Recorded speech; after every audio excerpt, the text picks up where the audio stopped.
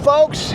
So this time we're doing something completely different on Psycho for Tycho. We're actually heading over to a railroad museum in Portola, California, which is the Western Pacific Railroad Museum. And the reason we're going there is so I can do some research on building a couple of Western Pacific models from, you guessed it, some Tycho locomotives.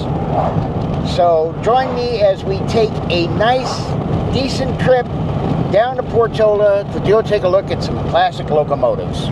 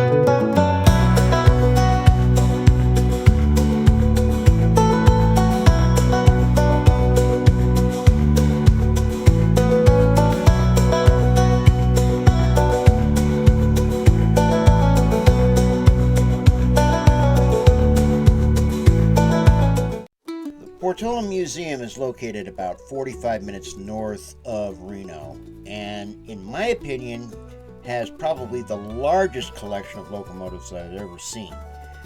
I came here basically to get some detail shots of their GP20 2001, but as you can see here, it was in the shop being worked on, and so I wasn't able to get the shots I needed.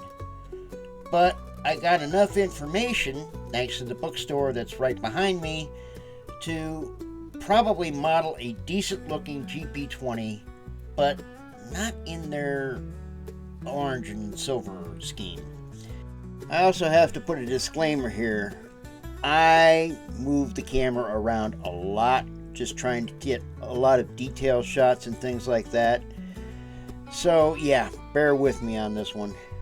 Now behind me is a GP9 and a wigwag and a fire truck.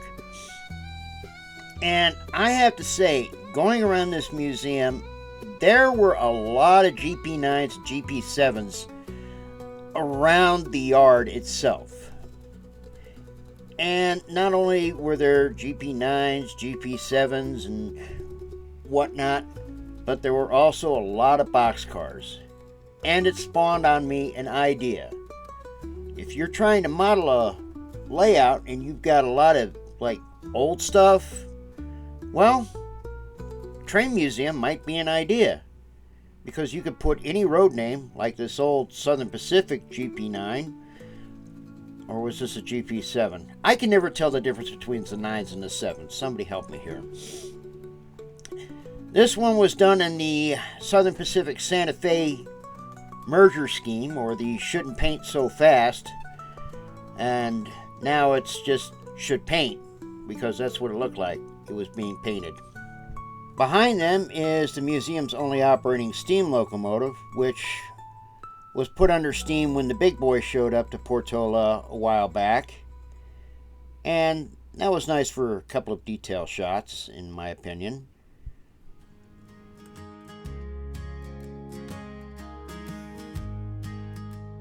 Now, the WP isn't a big line, and it never was, but it was purchased by the Union Pacific in 1982 as a competing route to the Southern Pacific's route into Utah, which then SP was bought like 10 years later.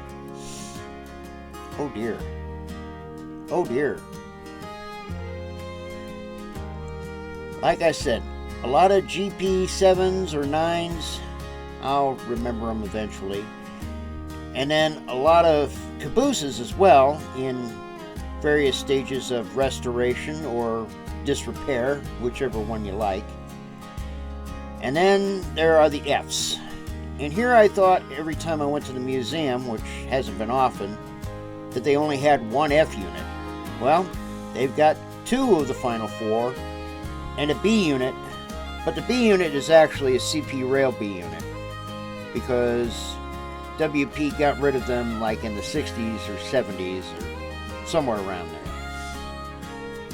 They also have a good row of switcher locomotives too, as told between the Sacramento Northern and the Western Pacific, and yep, that's another Western Pacific GP7 and another Western Pacific GP7 and their SW 1500, which, by the way, I think was the last one they purchased, or the newest one they purchased before the merger. The amount of rolling stock and other road locomotives is amazing out here. I've got two Baldwins from the Oregon Northwestern, two Alcos from Kennecott Copper, and of course the day was just perfect to do all this filming and roaming around and stuff like that. So yeah, locomotives, cabooses, boxcars, and a Model T. Over here we've got a Baldwin switcher. I'm assuming this is an S12, but Baldwin made the same car body design for a lot of their locomotives. This is their first switcher, an SW1, and then behind it is an Alco S2, and behind that is a Fairbanks Morse, which is an ex-US Army unit. So if you were to model like a rail museum on your pike for like that unused corner, you could use a multitude of anything from any road to like represent a museum, which is kind of cool.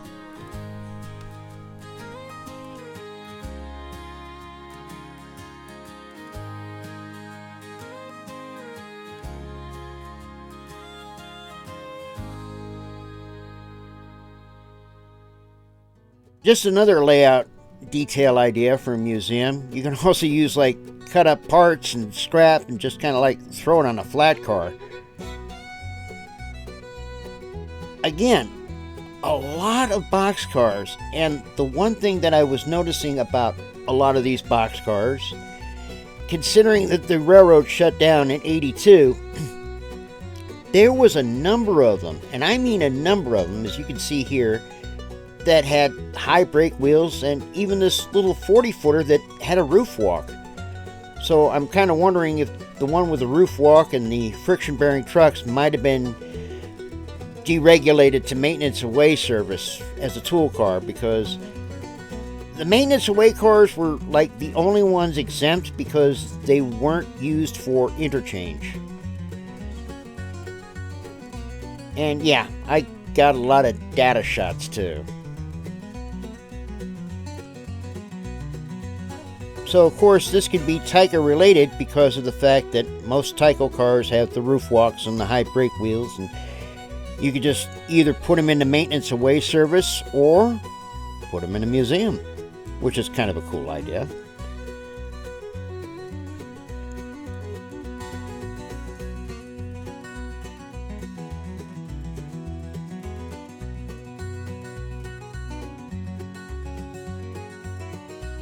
And another idea for the museums is obviously you could put modern-esque cars in here.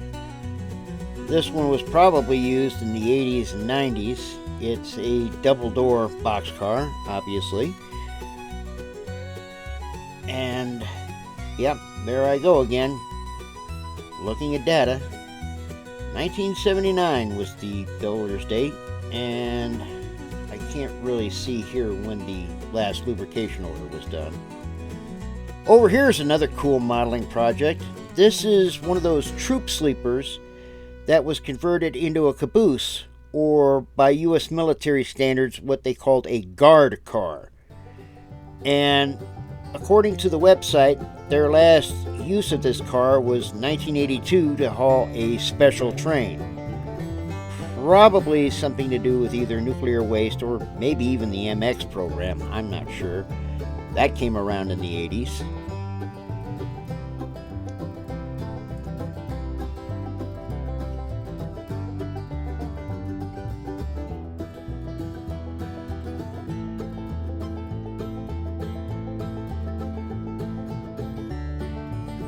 I definitely plan to build one of these in the future for my military train, so I obviously walked around with a mobile camera to get as much little detail as I could. Basically the trucks and whatever other interesting factors I could use. Don't ask me what I was doing here, I wasn't sure, but I wanted to get that, which was basically what it says: do not hump, shock equipment, blah blah blah.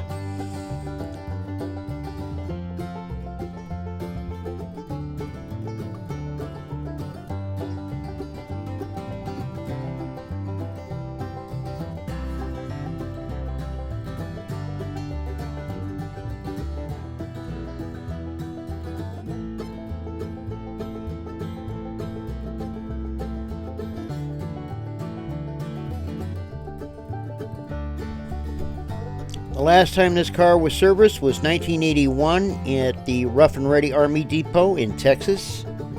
At least that's what I think RRAD stands for. I can't remember. It's been so long since I've been out of the service.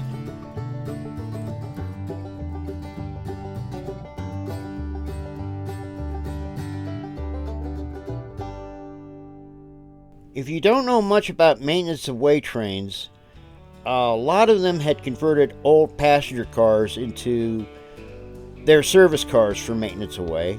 This was a conference car for the Union Pacific, a former Missouri Pacific car. And there I go again, shooting more boxcars with friction-bearing trucks.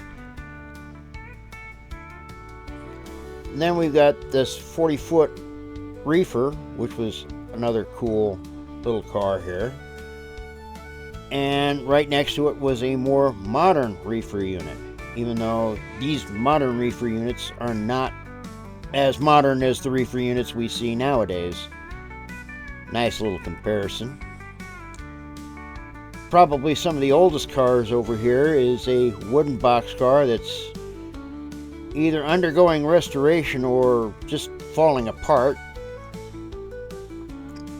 And here's this weird car, and that's what inspired me about a museum setup. This car was built in 1919 as an ammunition car for the U.S. Army and was probably used for like a million things. According to the website, this used to be a bunk car for a logging company in the end. And some more passenger cars. The one on the right we'll get to in a minute. And this is their tank car, which they have converted to diesel fueling for their locomotives. And again, got to check the data plates to see when the last time it was used. Built in 1952. Last used in the 70s.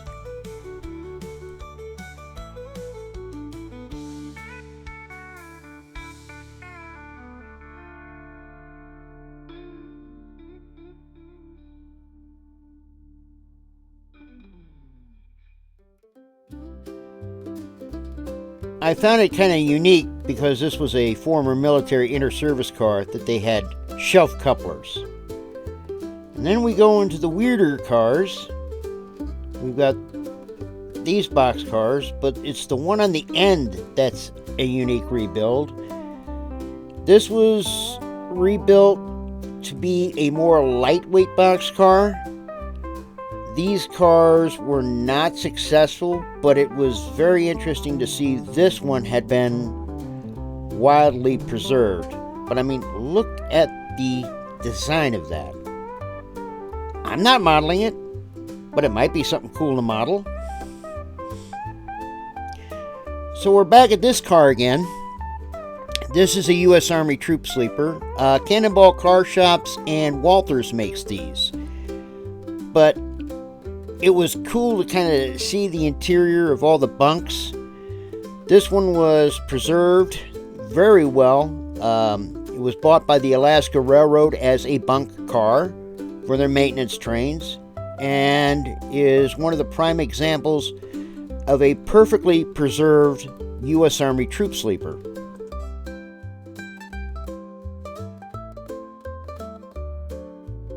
Now, when I say preserved, they even had the Allied full cushion trucks, which were deemed unsafe. They would literally fall apart at high speed. Inside, this car could accommodate 30 troops. And yeah, that's a lot of troops in one boxcar. Now, for you kit bashers, scratch builders, and whatnot, this boom tender on this 200-ton crane was probably the wildest kit bash I have ever seen in real life.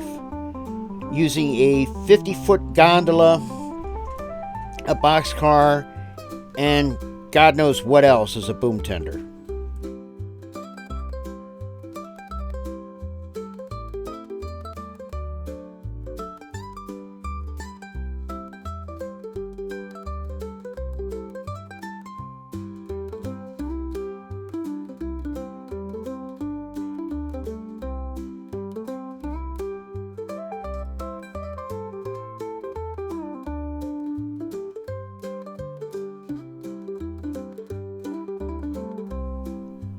More maintenance away cars.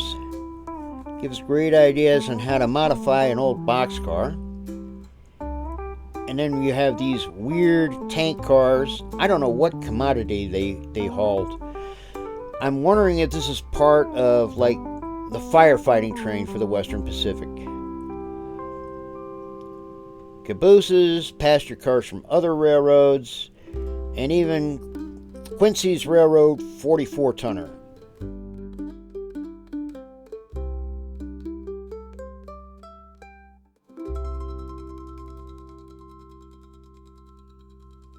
And there you have it, folks. What a fitting end for the video, because I'm in front of the caboose. But here's an idea for your layout. Modeling a museum. You can use all types of cars, obviously, and you don't have to have anything really specific or a specific road name. I've got the information I need so I can model a GP20 from a Tyco. I also have the information I need to model some F units from Tyco. Those are going to be some fun projects in the future. So we'll get on to that, but other than that, 3 up and 3 down. It's the end of an ending. So we'll see you next time on Psycho for Tyco.